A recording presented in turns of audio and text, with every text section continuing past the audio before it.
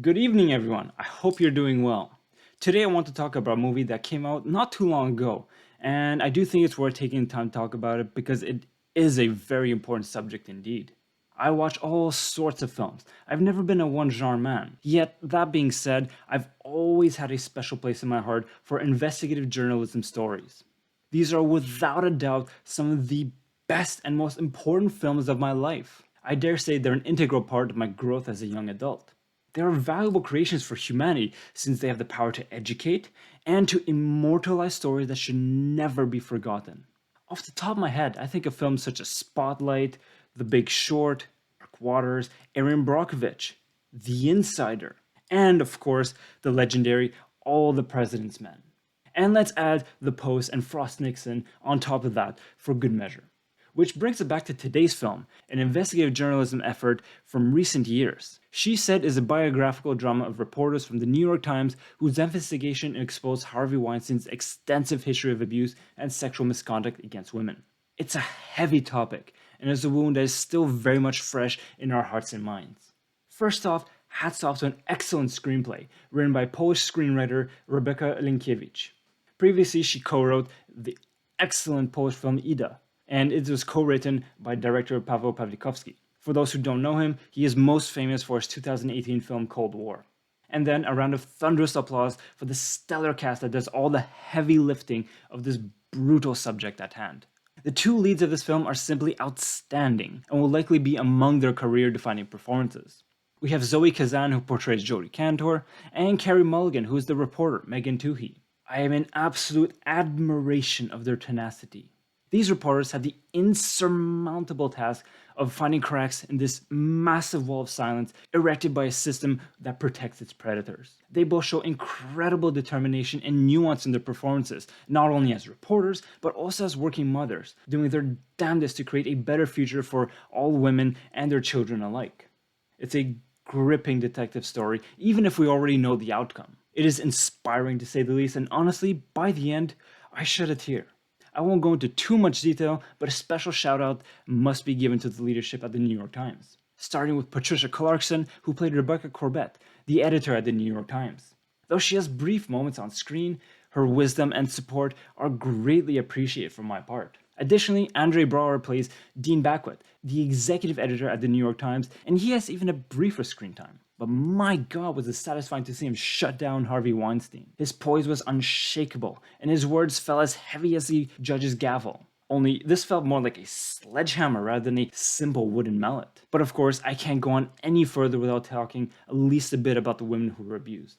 A lot of people have been interviewed throughout the duration of this film. These are incredibly painful moments, not only because of the atrocities they've been through, of course, but also to see their frustration not being able to speak out about what they've been through. It's heartbreaking to witness. Obviously, I won't go over the entire cast, but I must give praise to Jennifer Eel and Samantha Morton, who gave powerful and unforgettable performances. Additionally, there are a few real-life appearances in this film, such as Ashley Judd, who plays herself in this film. She is one of the first women who publicly named Harvey Weinstein as the sexual predator from Miramax. And then there's the brief voice appearance of Gwyneth Paltrow. I find it uniquely satisfying that She Said is a Plan B production. For those who don't know, this is Brad Pitt's film production company, which immediately reminds me of that time when I learned that Brad Pitt defended Gwyneth Paltrow, his girlfriend at the time, from Harvey Weinstein himself. It was a bold move, and I see that he's carrying that torch a bit further in some way, shape, or form with this film. Which finally brings us to Harvey himself. I find it visually striking and a smart creative choice that we never see Harvey's face. All we get is voice and the back of his head in those choice few scenes where he does enter the frame. And speaking of visually striking, this is one area where I feel that this film is at its weakest. Yes, I hear the comments about not doing any fancy camera work and focusing on a strictly investigative journalism experience, essentially all in an effort to not glamorize this horrible abuse. And honestly, I can meet people halfway on this remark, though I can't fully agree. Film is first and foremost a visual and auditory experience. Visual composition and mise en scène is the language of film that speaks directly to our soul without us even realizing it. It's a subtle but powerful art form. It's not about glamorizing the abuse. It's about exposing that reality and highlighting it with imagery and sound in a way that will immortalize this film about a story that should never be forgotten. And I am by no means implying that we need overtly sexual scenes. Not at all. In fact, I believe seeing the scars of past events on the victims' faces, as we do see in this film, and I do think they do a good job of it, is so much more powerful and speaks on a much deeper level. Simply put, it speaks volumes. It's just, in my opinion, there are barely any memorable frames when I think of this film. For example, when I think of Spotlight, I immediately have an image of that interview with a victim while the church looms in the distance overshadowing them. Or when I think of The Insider, there are so many frames that fill me with a soul-crushing sense of loneliness. Those are just two examples off the top of my head. So, and She Said, I think one of the main offenders on this point is the lack of variety. All the visual memories I have of this film are people talking at a table or talking on a phone, either alone or with people. I kid you not, almost the entire film is just that. Don't get me wrong, there's great acting, a sharp script, and a great soundtrack from Oscar-nominated Nicolas Britell, who's responsible for films such as The Big Short, Moonlight, and Don't Look Up. But unfortunately, this film has a rather plain visual presentation. I've heard someone refer to it as the eat your vegetables visual style of presentation. It's a hilarious comparison, but honestly that I kinda have to agree with. However, it's not all bad news visually. There's one area where this film excels at. I love this use of this deep crimson red throughout certain moments of the film. I've always been fascinated by the psychology and philosophy of color in film, and this color is the perfect choice for the subject at hand. Honestly, it's this film's one saving grace for its aesthetic quality.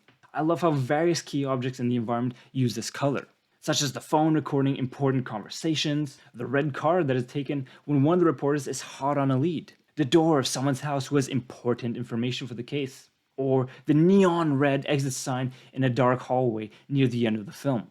And most notably, the red carpet and the red stairs at the New York Times office building. Perhaps I am stretching here and applying my own artistic takes in areas which may only be happy accidents, which may actually be true since I realize that the New York Times office actually really does look like that. So it might not actually be a smart art direction choice to use that color in the mise en scène.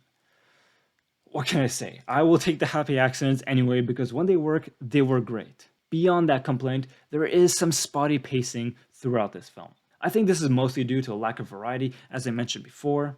I mean, you can only go so far with nothing but conversations at a table or phone calls. But there are some additional elements that are thrown into the film that kind of make the pacing stumble, such as the family relationships with the two lead characters. I do think that there are interesting elements with their children, but for the husbands themselves, it feels like their story thread starts somewhere and then just vanishes. And then there are some flashback sequences that work to varying degree. I won't go into further detail. Finally, the use of tension is there for the most part, especially when it comes to the abuse and the drama that the women have gone through, but there's a moment where the film tries to instill this sense of danger into the viewers, especially with this like stalker type of scenario. Honestly, it just doesn't work. It starts and then just evaporates. Even though I do have some complaints when it comes to the aesthetic quality of this film, I do think She Said ultimately succeeded in shedding light on these incredibly brutal atrocities. It's impactful, potent, and a piece of history that should never be forgotten. I know I keep repeating it, but it bears repeating. It is a vivid reminder of how we should do better moving forward. Which is why it's so disappointing to see that at the box office, it's a complete bomb. It's been about a month since it released in cinemas, and it had what, like a $32 million budget, and a month later it made roughly $8.8 million. Ouch. Personally, I really have a hard time coming to terms with what I would score this film. It's an incredibly important topic, and it is superbly acted. Honestly, the entire cast was absolutely stellar. But I do have many issues with some of its pacing, and especially in its aesthetic quality. So I think ultimately I'm going to give She Said a 7 out of 10. It's an important film, one that I think everyone should see, and that hopefully will stand the test of time, even if it isn't quite in the same league as some of the other films I mentioned earlier today. In any case, I am wishing you and your family nothing but the best. Take care of yourselves and talk to you soon. Bye now. Oh, and as a final comment before I wrap things up, it makes me sick to my stomach when I rewatch some of my older favorite films and see Harvey Weinstein's name as one of the first names in the credits. Shocking. Though with hindsight, I do find it quite appropriate that in The Return of the King, in his portion of the credits, he has a disgusting big troll in the background on the same frame as his name. Coincidence? I think not. Here's to a better future. Take care, folks.